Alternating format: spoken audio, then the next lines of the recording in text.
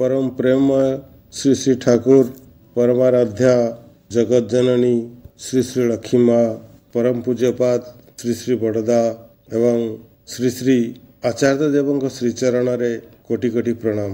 मो चैनल को आसुथिबा समस्त भाई और माँ मानकु मोर भक्तिपूत रा एवं जयगुरु। एपर्यंत मो चैनल को सब्सक्राइब करि नाहंती तो दयाकरी सब्सक्राइब करी बेल आइकन ऑन कर दियंतु एवं वीडियो को लाइक मध्य करंतु।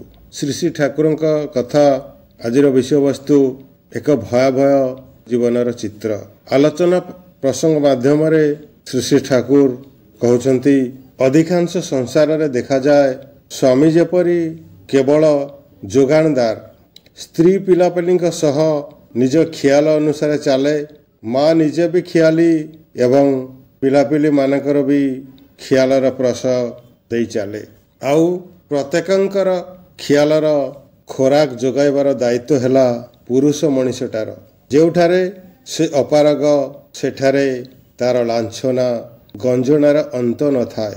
एई भावे चाली स्त्री कले बले कौशले स्वामी को जबत करने को चाहे भावे ता दलरे ता हाथरे तो तार पिलापिली माने अछंती तार भावना कौन किंतु परे से देखा पाए जो संतान संतति को से सही भावे प्रभुतिर पथरे परिचालित करिछि सेमाने बड़ होई प्रथमे माँ को ही अवज्ञा करने को आरंभ करिछंती बापा तो आगुर ही बातिल होइछि एबे सेमान बेपरुआ सेतेबेले स्त्री देखा पाए स्वामी छड़ा तार आश्रय आउ केउठारे नाही। एते सबु कांड परे स्त्री स्वामी आड़े झुंकिले प्राय ही देखा जाए स्वामी किंतु ताकू अनादर करेना।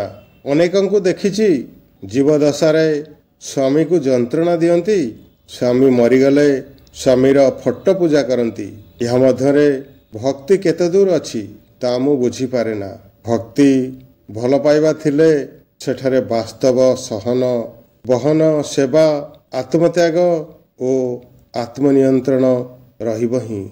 आलोचना प्रसंग दशम खंड ता 18/1/1948 लिख।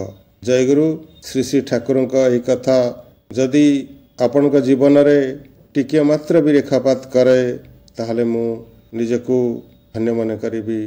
वंदे पुरुषोत्तमम वंदे पुरुषोत्तमम वंदे पुरुषोत्तमम। जय गुरु।